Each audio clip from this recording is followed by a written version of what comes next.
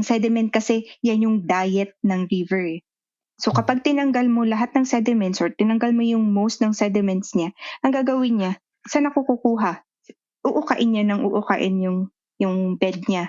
And ano ba yung mga nasa bed? Nandun yung pillars, nandun yung foundation ng mga bridges natin. And so kaya nagkakaroon tayo ng um, hindi ano to off-site impact. Hindi mo dun tinanggal yung mga sediments mo, pero naka-affect siya downstream where nandun yung community mo, di ba? Sa tuwing nagbabasa kayo ng mga research papers, nagtataka din ba kayo kung paano ito naisipan gawin ng mga researchers? Paano nila na-transform ang idea nila para maging isang actual na research project? Saan sila kumuha ng funding para magawa to? Paano nila nalaman na ang results nila ay pwede na nilang ipasa for publication? Dito sa Behind the Science Podcast ay kakausapin natin ang ating mga Pinoy scientists para ibahagi hindi lang ang mga resulta ng kanilang pag-aaral kundi pati na rin ang mga behind the scenes or behind the science stories nito. Simula sa kung paano nila ito naisipan gawin hanggang sa na-publish na nila ito. So this podcast is in partnership with the UP Resilience Institute, the Philippine Agricultural Scientist, the Philippine Journal of Fisheries, and SciEngJ. So ang UP Resilience Institute ay long-time partners na namin dito sa podcast. Nung nagsisimula pa lang kami, nandyan na sila para tumulong sa amin. At para lang sa kaalaman ng lahat, ako ngayon ay isang UPRI Research Fellow. The Philippine Agricultural Scientist is the first international journal in the Philippines and Southeast Asia in the field of agriculture. It is published by the University of the Philippines, Los Baños, College of Agriculture and Food Science. It publishes articles in the fields of tropical agricultural science and related areas including environmental science, food science, engineering, biotechnology, economics, rural sociology, development communication, agroforestry and silviculture, and marine and fishery science. The Philippine Journal of Fisheries is the official publication of the Department of Agriculture, National Fisheries Research and Development Institute. It covers all aspects of fisheries, both in basic and applied sciences, as well as related fields of studies such as capture fisheries, aquaculture, post-harvest technology, marketing and industry, ecology, oceanography, conservation, biotechnology, food safety, socioeconomics, and systematics in freshwater, estuarine, marine, and other identifiable water habitats. SciEngJ, formerly known as the Philippine Science Letters, is the official journal of the Philippine American Academy of Science and Engineering. It covers studies in the natural, physical, mathematical, computational, and social sciences, including those related to agriculture, health, engineering, environment, education, and technology. So kung may paper kayong gustong i-publish at pasok ito sa scope ng mga journals na ito, please consider submitting to one of them. At syempre, importante, take note na hindi kayo pwede mag-submit ng sabay-sabay sa 3 journals na ito. Kasi bawal yon. Dapat sa isang journal muna kayo mag-submit. At ang mga journals na to ay index na rin sa Web of Science, Scopus, ASEAN Citation Index, and sa Imago Journal Ranking. Kaya masisiguro nyo dito ang mataas na standard at mabusisi na review process para masiguro ang high quality papers na pinapublish. So if you're interested in publishing your research in one of these journals, check nyo ang guidelines at ang links ay nasa description. Magandang araw mga kapwa-scientista at welcome sa isa na namang episode ng Behind the Science Podcast. So our guest finished her PhD at the University of Glasgow School of Geographical and Earth Sciences, and she is also a Newton Agham DOST and British Council PhD program scholar. She obtained her bachelor's in biology and a master's in geology from the University of the Philippines. Her research focuses on fluvial geomorphology, hydrology, and sustainable flood risk management in tropical regions. So without further ado, let's all welcome Dr. Pamela Luis Tolentino. Hello! Magandang araw sa iyo, Paul, at sa mga nakikinig at nanonood ng iyong podcast. Ayun. So ang topic natin for today, actually policy brief yung i-discuss natin ngayon, featuring 10 case studies ito. So napakadami. And all about sustainable river management sa Philippines. And yung pag-uusapan natin actually ay part siya ng PhD study ni Ma'am Pamela. Ayun, as usual, bago natin yun i-discuss, alamin muna natin yung journey niya as a scientist. So ma'am, can you share with us, kailan niyo po na-realize na gusto niyo maging isang scientist?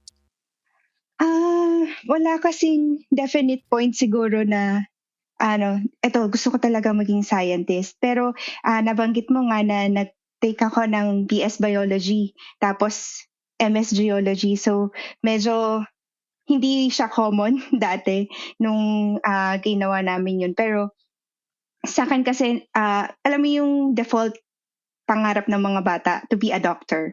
So, sabi ko, okay, sige, ano yung mga courses na pwede akong maging doktor? And then, yung BS Biology nga yung nakuha ko sa UP Diliman. Tapos, first biology class namin, parang pinag-extract kami ng dugo sa ano, tapos parang nahimatay kaagad ako. So sabi ko, parang hindi yata para sa akin 'to, Pero siyempre nag-continue pa rin and dun sa mga field, classes namin sa bio and mga, tinuturo din namin sa iba like microbio, cell bio, dun ko na ano na, oo nga 'no, okey 'tong malaman 'tong mga hindi masyadong nakikita ng mga tao pero, ah, mahalaga yung, role nila sa'tin. Pero I think yung interest ko talaga sa science sector or being a scientist really took off when I started working on environment monitoring projects. Kasi this really took me out into the field where I had the chance to traverse yung mga ilog and conduct river profiling for water resources assessment. Napaka-powerful experience sa akin nun firsthand, na makita yung impact ng both natural forces and human activities. And siguro dun ko na-realize how science can really act as a bridge, connecting yung technical knowledge that we gather from the data with the lived experience and insights of local communities. Kasi syempre kapag nasa field ka, makikipag-usap ka rin sa mga tao. And that taught me that science is not just about data and models. It's about understanding yung environment in a holistic way, yung appreciating mo the complexity and finding solution that work both for the people and nature. So siguro yun nag-shape ng career ko. And at the same time, yung DOST-SEI, the funder of my scholarship, also gave me several opportunities na reach out sa young ones natin. So doon ko na-impart yung knowledge ko sa rivers and watersheds. And ito yung module ko kapag pumupunta kami sa relatively remote areas. And sana, parang doon ko pinangarap na sana yung mga lessons sa 2 hours namin na magkakasama, sana ma-influence yung perception nila on how to value yung environment. And siguro last na yung isa pang experience was when I was tapped to go to our Aita brothers and sisters, and yung community nila asked us to investigate the rivers, yung kumuha ng sample kung gaano ba kalinis or ano polluted ba yung rivers nila. And siguro dun ko na feel na or na namangha ako how they respect, hindi lang value, respect, and how committed they are in protecting their rivers. Na para bang gusto mong ipakita sa lahat ng Pilipino na tingnan niyo kung gaano nila protektahan yung environment nila, and kung ganun lang tayong lahat, sana may access tayo lahat sa clean water, ganyan.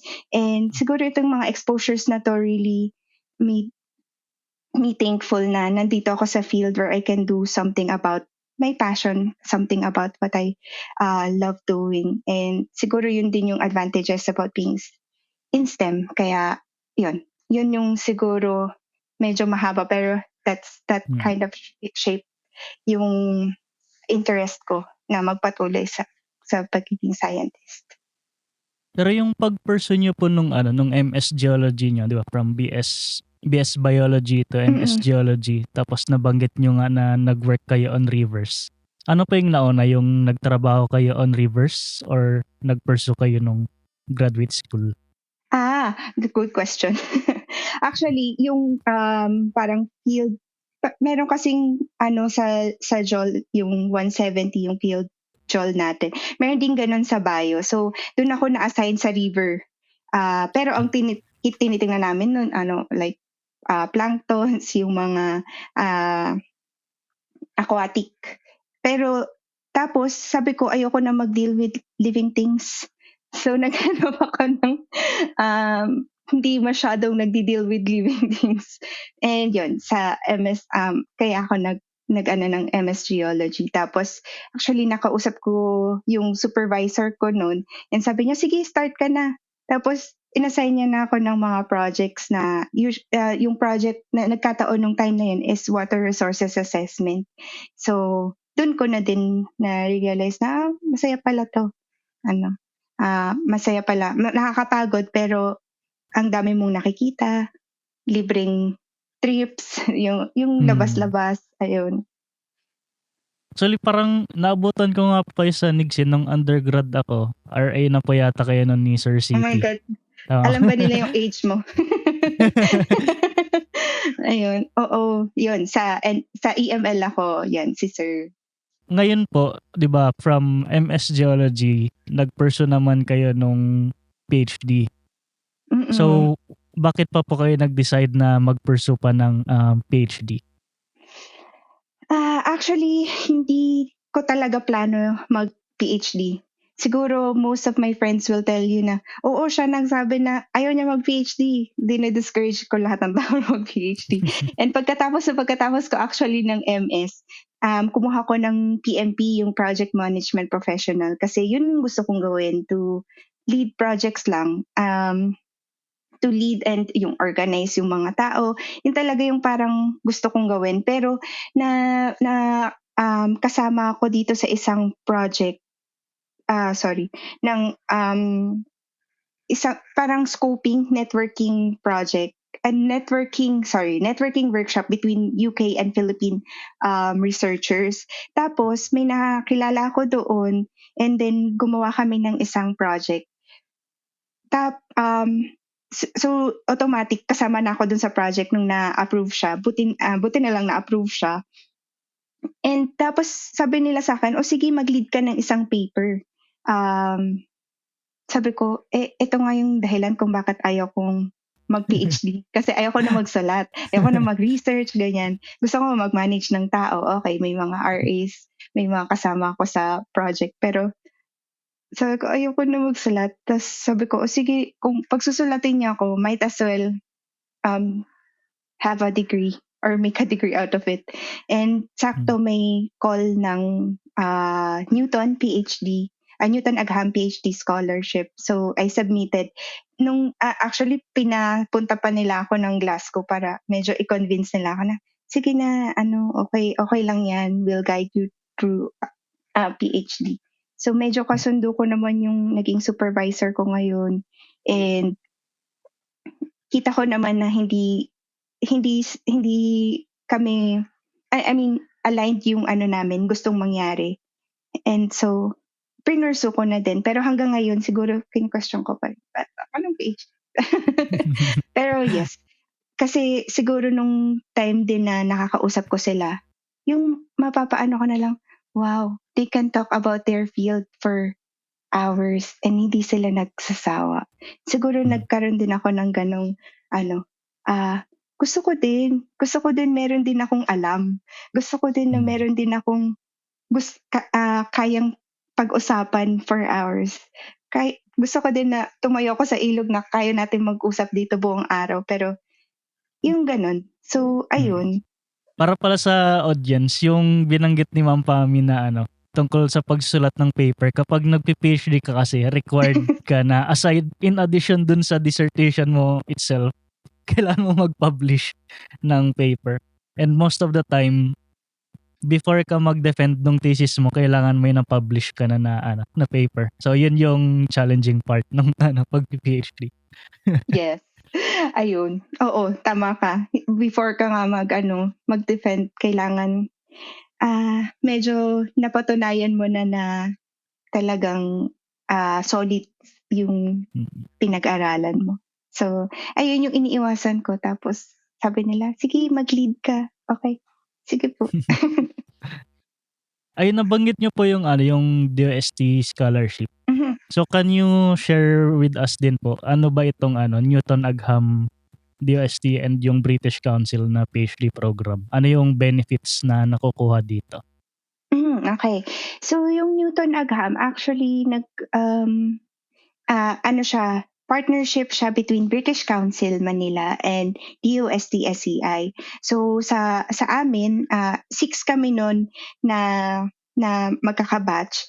I think yung magsa-submit kami ng proposal sa kanila, tapos i-evaluate nila yun, and then ng British Council muna yata, and then the DOST. Tapos bibigyan nila kami ng scholarship for 3 to 4 years.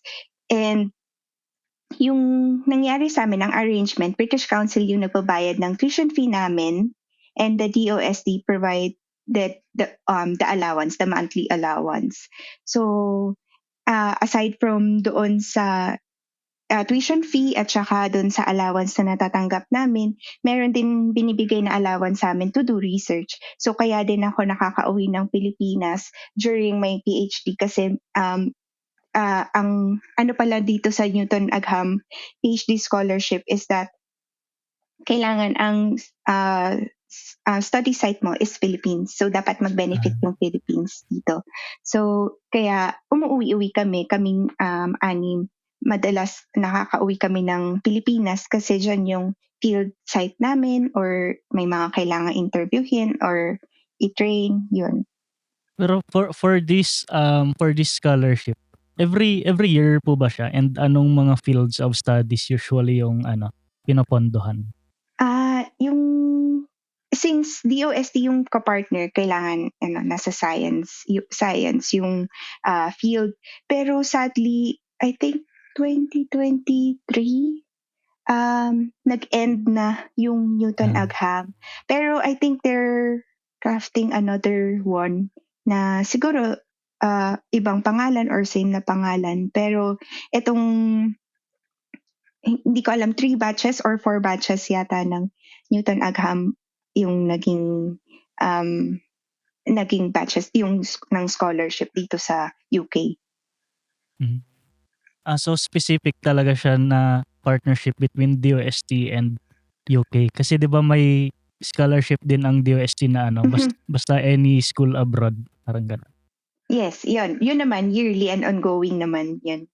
Kaya apply lang kayo kung gusto nyo. Yun kahit saan naman na foreign country. Curious pala ako dun sa ano po, sa sinabi niyo na kailangan niyo mag-submit ng proposal to Mm, apply. yes. Yung proposal niyo po ba na yun, flexible siya? Like for example, at the Mm. time of submission, kailangan pagkatapos eto kung ano yung nilagay mo dun, yun talaga yung gagawin mo or may konting flexibility din yun? May flexibility din naman, lalo nung time namin na well, nung time na sinubmit namin nun, hindi pa namin alam na magkakapandemya. Pero after flexible naman siya. Siyempre, kailangan mo lang sa lahat ng changes, kailangan mo lang i-justify kung bakit ito na yung magiging um, way or direction ng research mo. Ayun, so since napag-usapan na natin yung ano, kumbaga yung initial part ng journey ni Ma'am Pami sa pag-pursue ng PhD, punta naman natin yung naging research topic niya. So ang title nito ay Reconfiguring River Management in the Philippines. So as I mentioned earlier, 10 case studies ito. So ma'am, can you briefly tell us ano tungkol saan ba itong project na ito? Okay, so itong project na 'to actually nag-start din ulit again sa isang Philippine-UK project. Ano naman siya, funded by UK Research Institute at saka ng DOST PSURD. Ang naunang project na 'to is, ang title niya medyo mahaba, Catchment Susceptibility to Hydrometeorological Events, Sediment Flux, and Geomorphic Change as Drivers of Flood Risk. So medyo ang gusto naming ipakita dito nung 2018 is, na yung flood risk hindi lang siya tubig, hindi yung baha, hindi lang siya tubig, meron pang ibang factors such as sediment flux and geomorphic change. And ngayon nga, nasabi mo nga na nakapag-publish kami ng 10 papers. Kaya from this project, and actually kasama din yung PhD ko, we felt compelled to tell the big story. So bakit ito nagmamatter and how it can shape the future of river management in the country. Ito nga siya. Yan. So this Ah, project is about making space for rivers in the Philippines, both physically and in policy. Kaya parang ito, binibring together yung science, technology, and community knowledge to understand how rivers behave, how they change, and kung paano natin pwedeng i-manage sustainably. And the goal of the work is to work with rivers and not against them, to reduce flood risk, i-protect yung ecosystems, and syempre, build more resilient communities. ang ganda din po kanina ng binanggit nyo na doon kanina sa earlier part ng discussion natin na ang dami nating ilog pero parang most of the time na take for granted lang natin siya. Mm-mm. So, dito po sa study nyo, um, may may tatlong key points kayo na hinighlight doon. So siguro Mm-mm. i-breakdown natin yung yung mga parts Sige. na yon. Kasi Okay. usually sa mga audience or bagong audience, usually yung ginagawa namin sa segment na to, dinadissect namin yung isang paper. So Mm-mm. ayun nga. So since 10 to, medyo maubusan tayo ng oras. At personally, mahirap din for me i-absorb yung ganun kadaming Yeah. papers. Oo. Siguro kung siyam lang kaya pa, pero 10 Sampu medyo no? Pwede natin tanggalin siguro yung isa. Sige. Okay. ayun. So yung first po na key point na sinabi nyo, Mm-mm. nature-based solutions to manage flood risk work with the river. So can Yes. you share din po with us how did you come up sa ganitong conclusion? Yung nature-based solutions or working with nature, kasi baka yung nature-based solution masyadong general, no? So yung working with nature or working with the river, na namin na it can be a powerful way to manage our rivers. So things like or manage our floods. So, kasi mas familiar tayo na oh yan may ilog, may baha, ganyan. Pero things like restoring floodplains, allowing yung rivers to move, allowing rivers, more room na mag-move yung rivers, and planting vegetation along river banks can really slow down water and reduce yung damage. So itong mga approaches na to, hindi parang mas tinitingnan niya kung paano ba talaga nagwo-work yung river at kung ano ba talaga yung gusto ng river gawin. So by investigating, so may mga studies tayo dito na nag-investigate ng like 40 years of satellite image na tinitingnan natin paano ba mag-behave tong river na to. And so by then, nakikita natin kung ano yung range ng movement niya, anong range ng behavior na pwede niyang gawin. Kaya Hmm. by knowing this, malalaman natin kung paano mag-work with the river. So yung mga nature-based solutions, ito naman yung mga approaches na hindi naman entirely i-replace yung traditional methods like putting up dikes, but presenting lang ng alternative or complementing them with solution na i-consider naman natin yung river, not just our needs, but also we consider what the river needs. Ayun. Parang diyan din pumapasok yung perspective ng isang geologist sa river system. Kasi for example, no hit sa mga engineers. Yes. Kasi for example, kapag yung engineer may gagawin siya na for example, flood control project, parang hindi niya tinitingnan yung time series nung ilog, like how it behaves, kung paano nagma-migrate, ganun. Parang more concern nila is yung flow. Mhm. So, ayun. Parang ang ganda lang nung point out niyo po na hindi lang yung mga ganitong engineering solutions yung kailangan para ma-mitigate yung mga ganitong issue.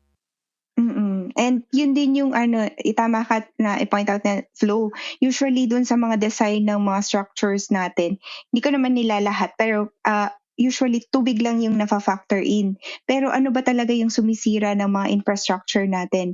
Ito yung mga sediments. And kung hindi natin aalamin kung saan nanggagaling yung mga sediments ng bawat ilog, so bawat ilog iba't iba yung sediments. So hindi pwedeng isa lang yung equation or isa lang yung design na gagamitin mo to to design or to construct itong mga infrastructure natin. So dapat parang itong first point lang is yes, work with your river, know your catchment to to manage them sustainably. Yeah.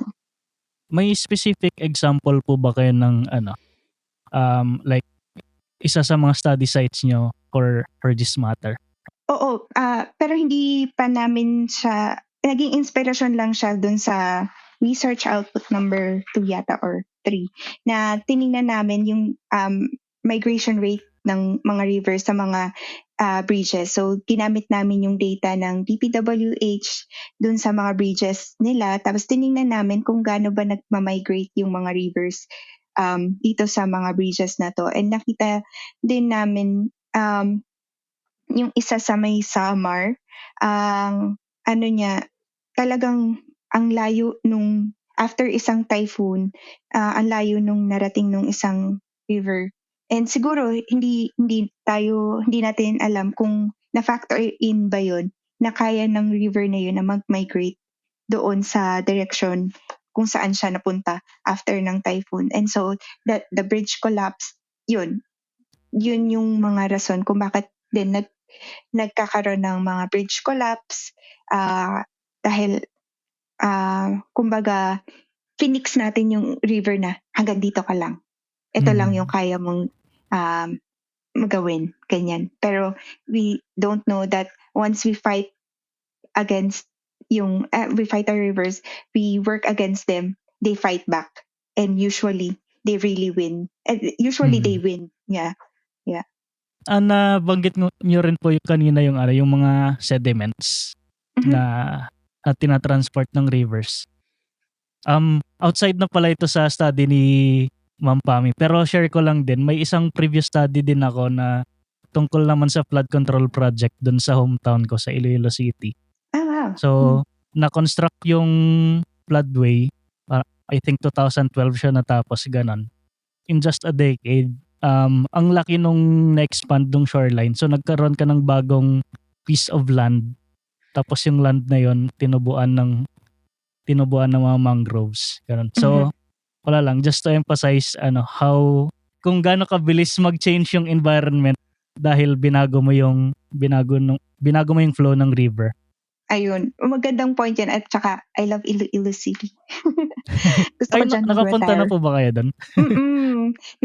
Nakapunta na kami doon, naggawa kami doon ng survey sa lahat ng barangays to map out their water resources. Pero pangarap ko din talaga magtrabaho diyan. Kasi ang lawak ng range ng river styles diyan sa Iloilo City and sobrang interesting how an island can shape different rivers. And so, hindi pwedeng, lahat ng ilog dyan sa Panay Island, ganito nyo i-manage. Hindi pwedeng ganon. Kasi, meron dyan na very meandering. Meron din dyan na wandering. Meron din na straight. So, hindi mo pwede talaga na i-manage sila pare-pareho. Ayun. Pero ano po yung nagko-control sa ganun na may meandering, may mas straight? Kapag nagmamapa kami ng river styles, isa din yun sa mga research outputs, we first define the valley confinement. So, ano ba yung nagko-confine sa kanya? For example, those rivers in the steep headwater portion ay yung mga nasa upstream. Ang nagko-confine sa kanila ay usually bedrock. So, ang range of movement lang nila ay vertical. So, wala silang capacity na mag-lateral movement, no?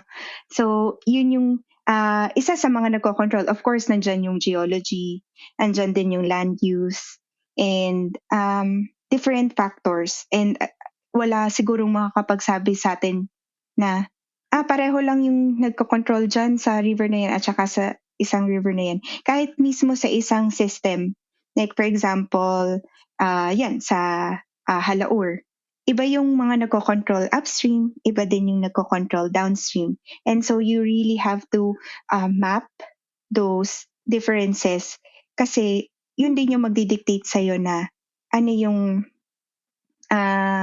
range of management options na ibibigay mo dito. Hindi ka magtatayo ng dike doon sa taas kasi wala na nga kaya gawin yung river, 'di ba? Ito na nga lang yung movement niya. At the same time, dun sa baba naman, iisipin mo din ano yung mga non-destructive ways to manage yung river. Kasi in the long run, ano ba talaga yung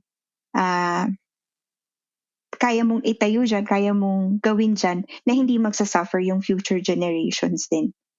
At hindi din makaka-affect sa ibang tao kasi, again, the rivers connect us. So what happens upstream affects downstream the same way na kung may gawin ka naman dito, i-block mo yung flow dito sa baba, ang babahain naman nasa taas. So, yun, talagang connected. Lifeblood nga ng community ang rivers. Ayun, so punta naman natin yung second na key point dun sa policy brief. So, second point is geomorphic principles provide an integrating template for coherent, proactive, and cost-effective strategies at the catchment scale. So, can you expound din po yung idea na to?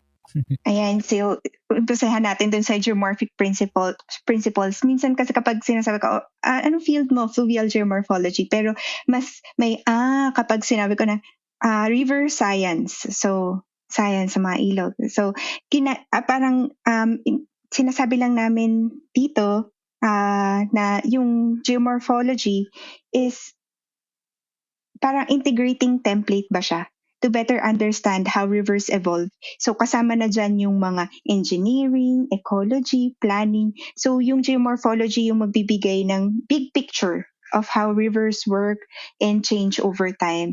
Kaya parang siya yung nagko-connect ng different fields. So by saying that, yung big picture, by stepping back, and looking at the river system as a whole, we can design more coherent and mas long-term na strategy. Kaya parang it's about like making decisions that are informed by how the rivers work. So we can act early and wisely. So yung proactive, hindi yung reactive na, ay, binaha, ano gagawin natin? Pero yung proactive na, okay, alam natin yung consequences, alam natin kung ano yung possible na mangyari dito. What are we going to do when that happens? Or to avoid it from happening? Diyan din po pala ako curious kasi parang for me may impression ako na madaming Pilipino yung nakatira sa mga flood prone areas kasi nakatira sila dun sa floodplain mismo without Yes. knowing na yung floodplain, yung purpose niya ay talagang binabaha. Bahain, oo. So, ano pong solusyon kapag ganun? Good question. A tough question, really. Yun nga yung usually opening ko sa mga na talagang yung mga Pilipino sobrang mapagmahal sa ilog. Like galing ako Batangas, so Southern Tagalog. Nanggaling yung pangalan ko sa Tagalog, taga-ilog. So talagang yung affinity natin doon sa na mag-reside kasi nandun naman talaga yung resources, 'di ba? So and yung floodplains patag na siya. So wala ka na masyadong kailangan gawin para to make it suitable for you to live on it, to build infrastructure. Pero mahirap kasi ngayon since hindi din naman ganun kadali mag-relocate ng mga tao from the floodplains. Of course, yung value din sa kanila nung ilog and cost din, pera. and saan mo ilalagay and paano saan natin ilalagay yung community, and of course, mahabang usapin talaga yung relocation. Pero siguro ang magagawa natin sa ngayon is to protect the remaining floodplains na hindi na matirhan by, of course, zoning, proper land use planning, yung mga ganun. Kasi you're right about floodplains being the most threatened, and paano ba? Masyado natin siya talagang ginamit yon. So, na ecosystem. So, yung floodplains halos wala na talaga siyang biodiversity, wala na din talaga siyang natural characteristics. Pero meron pa namang natitirang floodplains na hindi pa natin hindi pa natin na, I can't find the word, but yun. Hindi pa natin nasisira or hindi pa natin nai-invade. So ayun, to protect those floodplains, to actually tell them na, medyo hindi may purpose kung bakit may floodplains, and tama ka, it's part of the river, and it's how the river it's where the river exchanges nutrients and sediments with doon. Kaya yun, mahirap itakal kasi yung part na may mga tao na.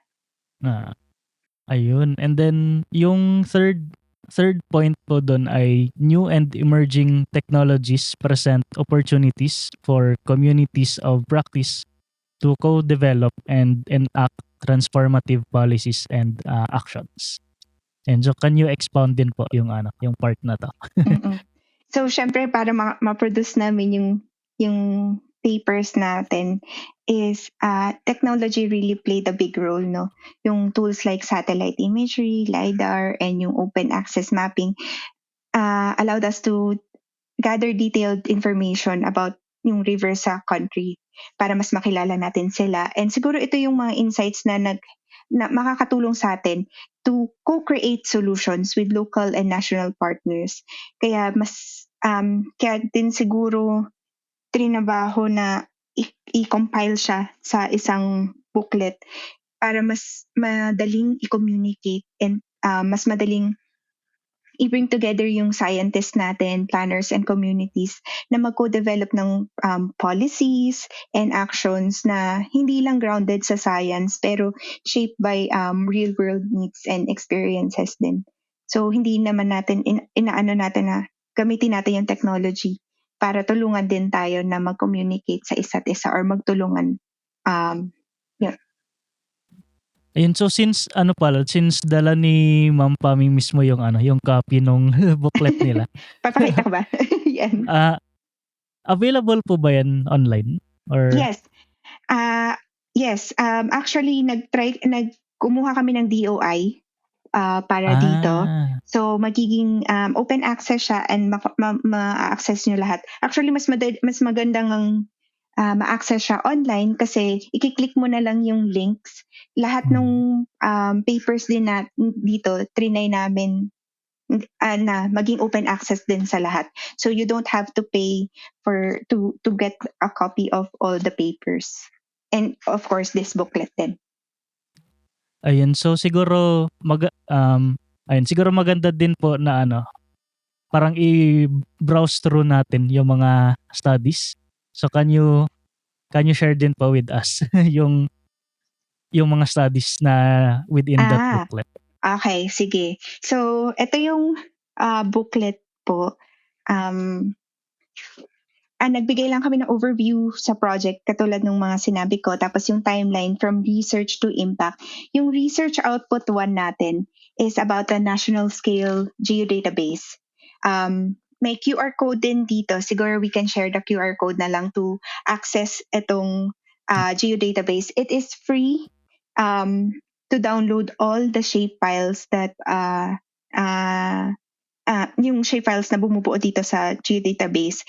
Ang maganda dito, kapag clinic mo yung isang catchment o isang river basin, bibigyan ka na niya ng iba't ibang characteristics, like for example, area, average slope, average elevation, and all those things.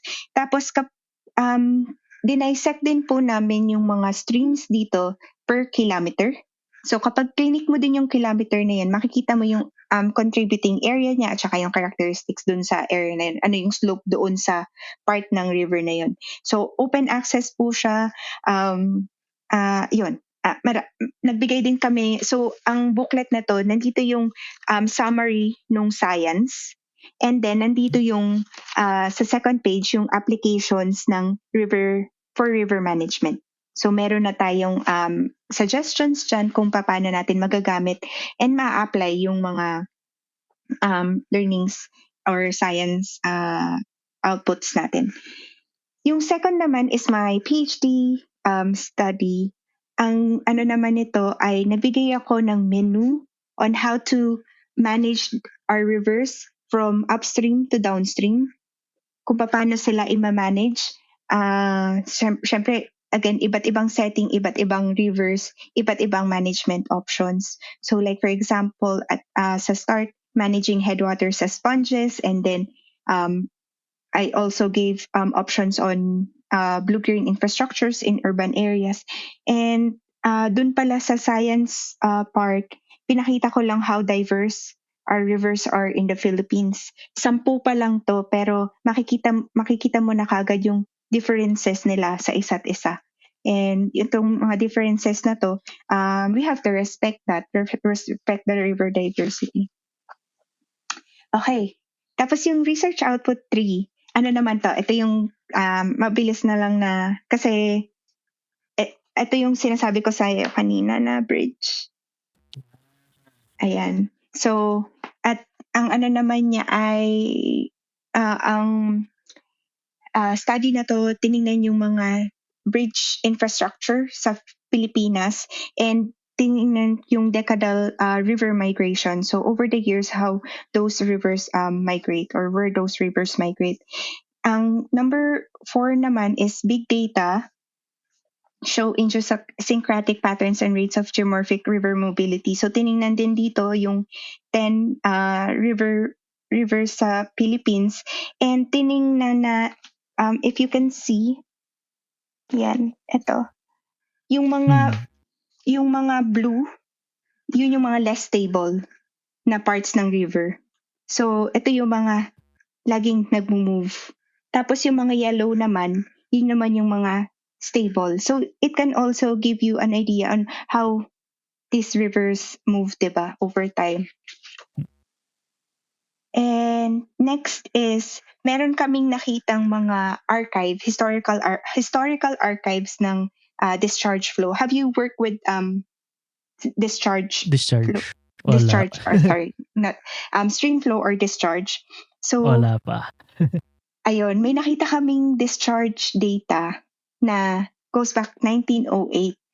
And so that kind of inspired us. What can the past tell us about the present or the future? So tinignan namin tong mga historical archives na to at saka geospatial data para i-revise yung flood estimation equation sa Philippines. So, yung data po na yan from DPWH or other source? Hindi, siya, Bureau of Irrigation pa before. So, American, Bureau of Irrigation. So, yung, ang naging dahilan siguro kung bakit nila kumuha ng mga stream flow data is for irrigation purposes. Pero, ang galing lang na meron mga ganun, 1908 to 1922 to. Tapos, sinama din namin yung mga galing sa DPWH at saka iba pang mga studies. So, meron tayong 1940s, 1970s, 2000s up to present. And then, ginamit namin siya with stream characteristics or catchment characteristics para i-revise yung flood estimation equation. Kasi may naalala ko, may time na ginawang available ng DPWH yung stream flow data nila online. Pero ngayon hindi na yata freely accessible eh. Kailangan mo nang i-request directly sa kanila.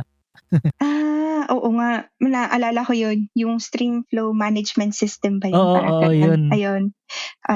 Pero parang binalik nila at some point. Ang gastos din kasing mag-maintain ng ganun. Pero I'm sure kapag kailangan nyo ng discharge data. Pero yung mga ginamit din naming data dito, again, free to access for everyone. I think we also put the DOI dito. So, yun. So, ang use naman nito, para dun sa mga areas na walang stream gauges, pwede mong makuha yung estimated discharge niya. So, by just supplying yung area, which you can get from the database that we discussed earlier. Nasa kalahati na tayo.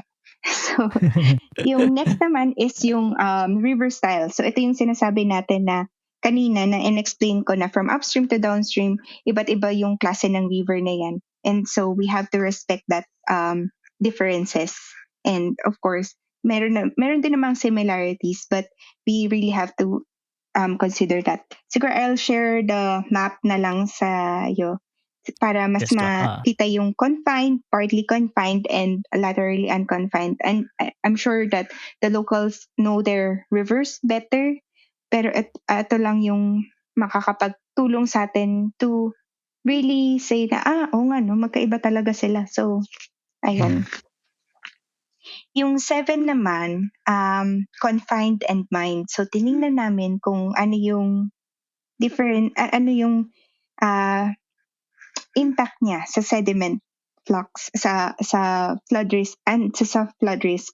Yung, alam mo yung gravel quarrying, sa ilog talaga siya kinukuha, di ba, yung mga gravel. So yung mga pag-extract na yon, at saka yung paglalagay ng mga dikes.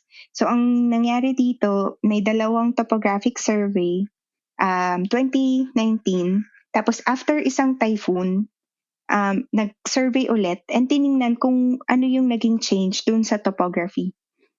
Tapos, inimbestigahan din namin kung paano siya naka-affect sa flood risk. So, may mga ilog kasi tayo na degrading. So, talagang pina-flush out niya lang yung sediments niya palabas. Pero meron din tayong aggrading, meaning nag-accumulate lang yung sediment sa kanya. So, iba yung management strategy dito. Kasi for those that are grading, para magkaroon ka ng more channel capacity, sometimes you have to aid. Sometimes you have to aid the river. Kailangan mo siyang tulungan na medyo maalis yung or mag-float din yung sediments niya. Pero at a certain volume na hindi naman maapektuhan yung mga infrastructure mo. Kasi kapag kunwari, nagkulang naman siya ng sediments, yun yung nangyayari. Kaya nauuka din yung mga bridge pillars natin. Kasi pag walang sediment, ang sediment kasi yan yung diet ng river. So kapag tinanggal mo lahat ng sediments or tinanggal mo yung most ng sediments niya, ang gagawin niya, saan ako kukuha? Uukain niya ng uukain yung bed niya. And ano ba yung mga nasa bed? Nandun yung pillars, nandun yung foundation ng mga bridges natin. And so kaya nagkakaroon tayo ng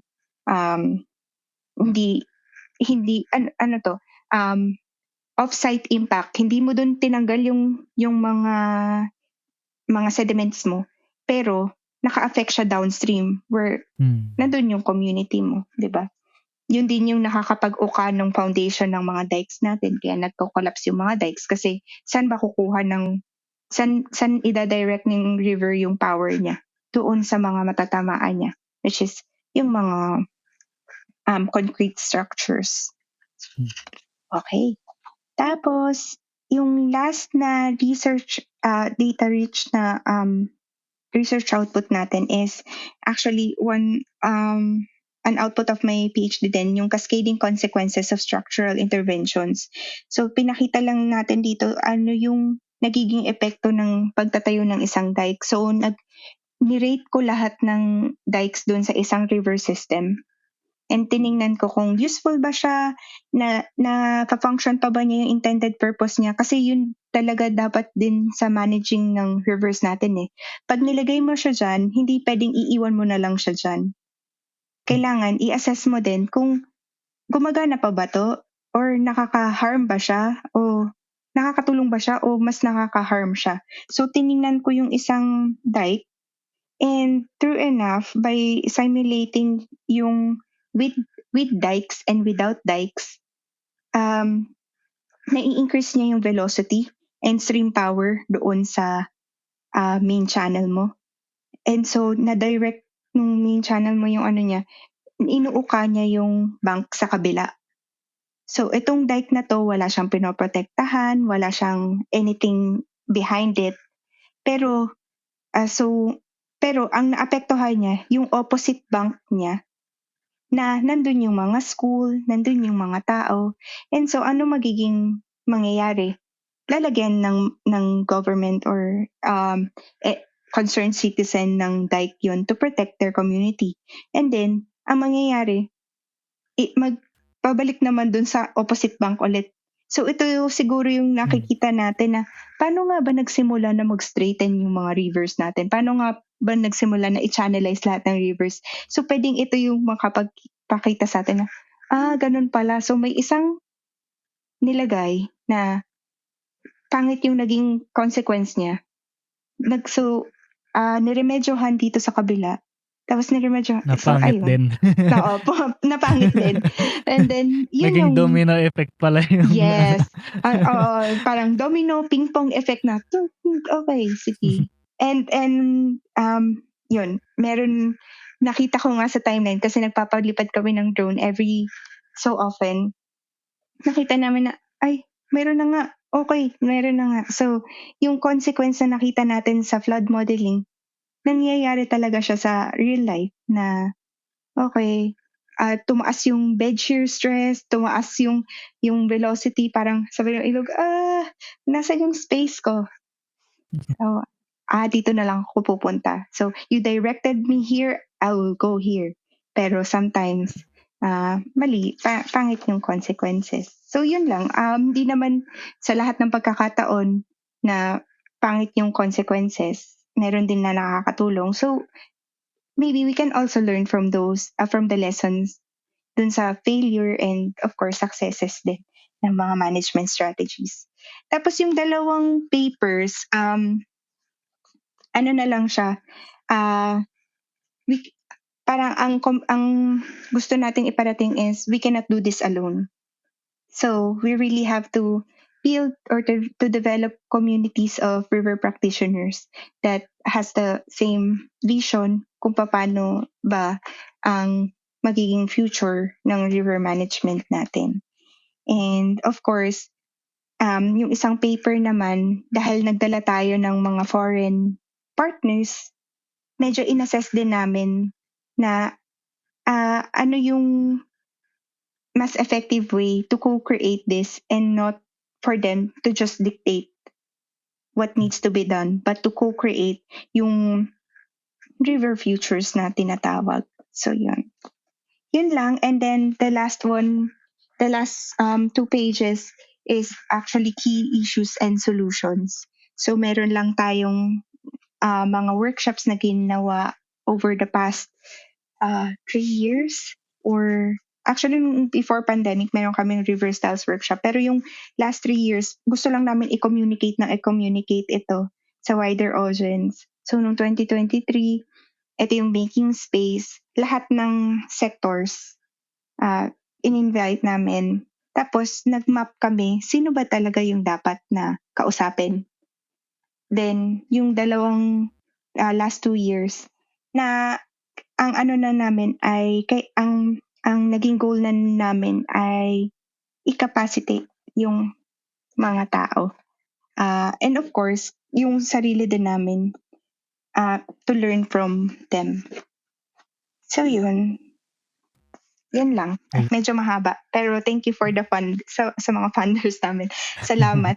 Maraming years, maraming luha at saka pawis and na na ginugol dito. Pero sana this actually puts our Philippine rivers to the world like stage.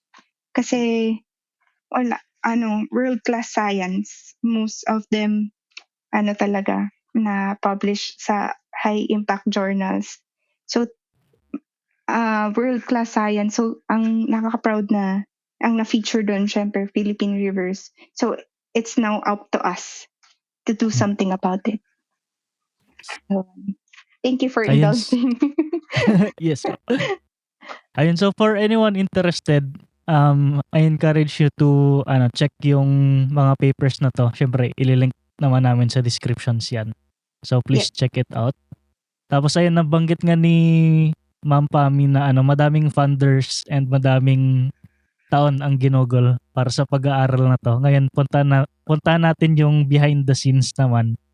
Gaano po ba kalaki yung funding na kinailangan to do this and gaano nyo siya katagal ginawa? Okay. Yung unang-unang project para mapagsama-sama lang yung scientists ng Philippines and UK. Hindi ako masyadong familiar kung ano yung pondo na yun, kung magkano. Pero kailangan pondohan yun to gather us in one place, diba? And then the next one, yung 3 years naman siya, 2018 to 2021, yung Catchment Project. Funded siya dito sa Philippines ng 15 million. So 5 million per year. Pero mas malaki yung funding ng UK counterpart natin. Hindi din ako familiar sa kung magkano talaga yung total, pero millions of pounds din yung ginastos dito. Tapos after that, syempre hindi natatapos na okay, may may data, ganyan. Nag-apply pa rin kami ng mga funding for workshop. So each funding, yung una, DOSTP shared yung kasama namin na magpondo nun. So siguro nasa 3 million yung both from the UK and the Philippines. And then the next ones, DNR na yung kasama natin na mag-fund. Pero meron pa rin counterpart funding. Una from UKRI pa rin, yung Overseas Development Assistance nila.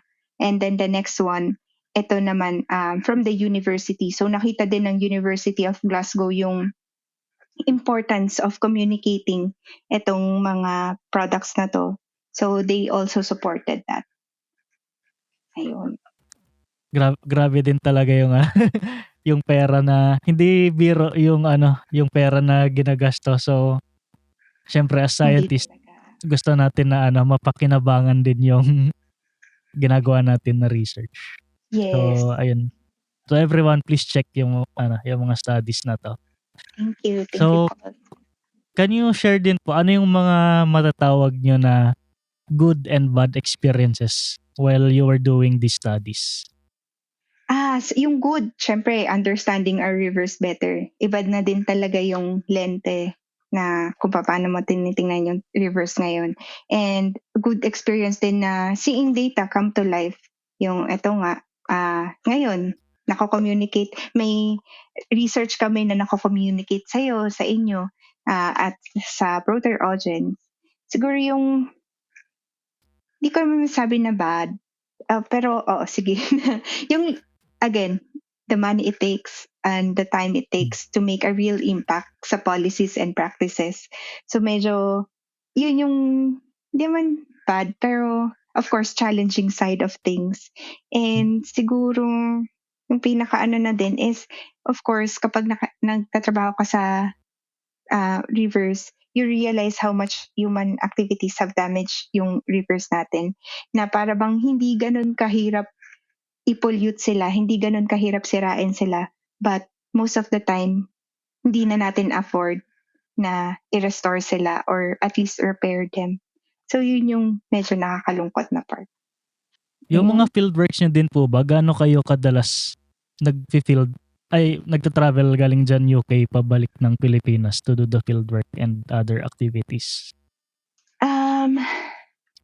Well, ang nangyari kasi sa akin is yung 2021 ko, nandyan lang ako sa Pilipinas. So nakuha ko yung mga data ko. Pero twice a year din. So, di ba yung carbon footprint ko? Sorry po. Sorry, Mother Earth. Yes. Ayun. For science. For science. Yes. Ayun. Mga twice a year. I think natatawa lang po ako dun sa binanggit yun na carbon footprint kasi parang isa din yun sa mga bagay na na-realize ko na tayong mga scientists in a way may iniiwan din tayo ng mga negative impacts or mga carbon footprints natin. Dagdag ko lang siguro, for example, sa field ko na more on marine yung ginagawa na research.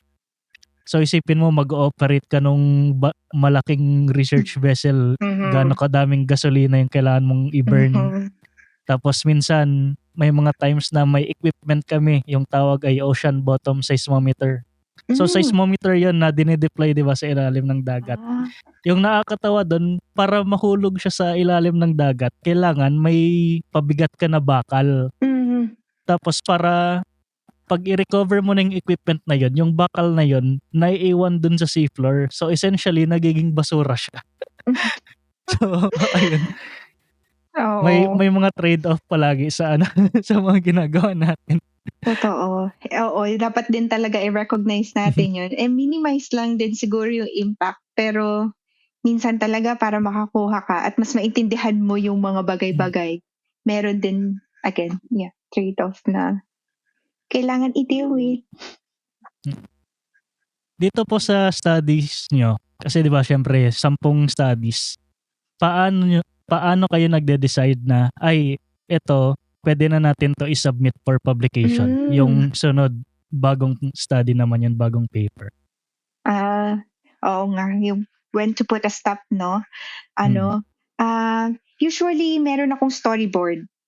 So, meron akong PowerPoint sa sarili ko. Meron akong storyboard na sinusulat sa papel or kaya, yun nga, naka-PowerPoint. So, once na yung story na yun, kompleto na meron na akong enough results na masabi ko na may clear, meaningful narrative na ako about them, about the story I wanted to share. Yun. Alam ko na ready na siya.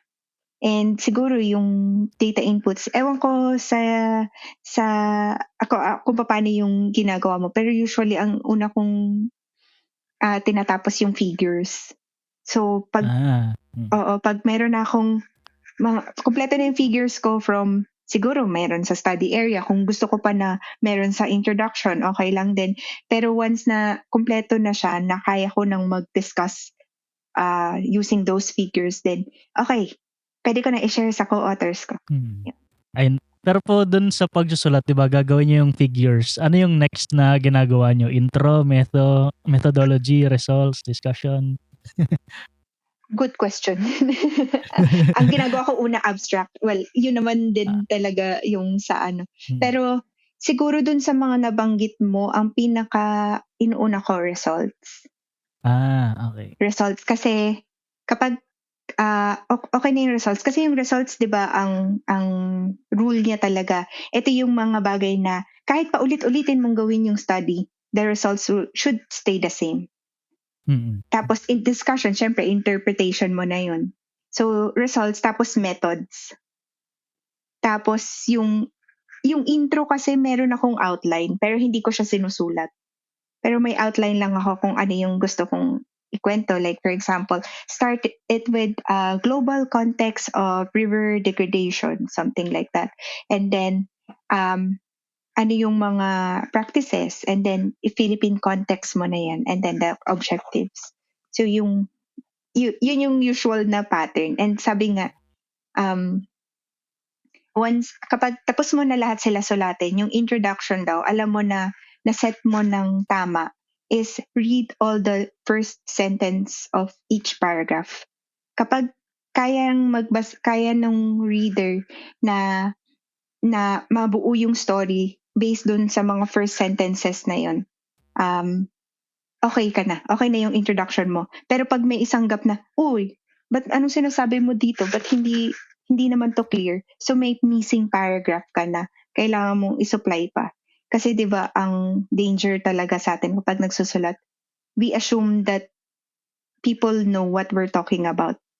But of course, they have their own fields and expertise din. So, dapat yun. So, talaga ako story. Gusto ko na buo yung story. Tsaka ang ganda nung point nyo po sa sa introduction na dapat ganun siya. Kasi na-share ko na to before sa podcast pero share ko lang din ulit. May isang, yung unang paper ko sa PhD, for my PhD, nung sinubmit ko siya sa journal, parang within 1 week ni-reject siya kasi pangit daw yung sinulat ko na introduction. So hindi na binasa nung editor yung results, discussion, conclusion. Binasa niya lang yung introduction. At napangitan siya, reject. Oo. Sorry to hear that, pero oo. Learning experience, 'di ba? Ayun. Yes. Oo, doon talaga kasi yung introduction, lagi din akong kinokomenta ng mga supervisor ko. Anong sinasabi mong lag time or anong sinasabi mong flood, river ganito. Hindi ko, you have to define it. You have to guide your readers. Kasi wala ka naman dun pag binasa nila. Wala sila matatanong unless mag-google sila. Pero your introduction really sets, sabi nila, yaman mo na yung introduction, pero it really sets the tone of your paper. Saka siya, personally siya yung pinakamahirap isulat. Kaya ako hinuhuli. Same ako din. Panghuli talaga yun. Hindi kasi siya din yung subject to iteration. Like, for example, nag-discuss ka ng ganitong concept. Tapos biglang, oh my God, hindi ko siya na-introduce. So, medyo babaguhin mo din yung flow ng introduction mo. So, kapag buo ka na, okay na, saka ko sinusulat yung introduction, ano ba yung kailangan malaman ng readers ko para mas maintindihan yung paper. So, strategic naman yung pag last mo ng introduction. Ayun. And then, ayun nga po, after this policy brief po, what are your plans moving forward with this research? Keep working on, working not just on rivers, but really with them. So, promoting nature-based strategies, expanding yung database na binild namin kasi 128 catchments pa lang siya. Sana ma-build pa para mas maging useful for everyone. And of course, communicate with other people, collaborate with other people para mas maging useful yung mga outputs na to, kung ano pa ba yung pwede natin gawin. And sana makapag-build ng river practitioner, community of river practitioners na makakapag-continue connecting yung science, policy, and community para mayroon tayong real, totoo na, and lasting change. So, may paradigm shift. Babalik po kayo ng Pinas. Inambush question bigla. Okay. Yes. So, I'm just waiting for my graduation, but after that, lipad na sa Pilipinas. Excited na din ako bumalik. Ano balik scientist program or ibang Hindi. Kasi DOSC scholar ako, so hindi yata ako qualified for balik scientist. So, balik bayan. Parang, yung graduate fellow ba tawag nila doon or something like that? Parang SNT fellow. Pag hindi ko pa alam kung ano pa yung mga opportunities. Nagtitingin-tingin na din kami ng opportunities. Pero actually, before ako mag-PhD, nasa consultancy projects lang ako ng water resources assessment. But hopefully, this time, work with scientists and policymakers. Medyo nag-broaden na din ng field. Hindi, yun. Wala pang concrete direction. Ayun. Ayun. And then, before we let you go po, ano po yung advice nyo sa mga aspiring researchers? Ito, lagi kong advice or yung before I start a new task, I have a little ritual na isulat sa first page ng notebook ko. Sa bawat task ko or bawat project ko, may isa akong notebook. Dun sa first page na yun, sinusulat ko, why am I doing this? So it might be for self-fulfillment, like for example, to support my family, kumita ng pera, or to chase a long-time dream. So yung whatever that reason is, yun yung why page mo. And it has been my secret weapon for pushing through challenges. Kasi talagang, I'm sure you've experienced din, na questionin mo talaga bakit? Pero if nakalagay na yun sa isang page, you don't have to memorize it. You can download it there na, okay, ito yung dahilan kung bakit ako nagpapatuloy. Because things will get tough. And whether you choose to give up or persevere, lagi yun, may post-it note ako dito, give up or persevere, parehong stress lang yan.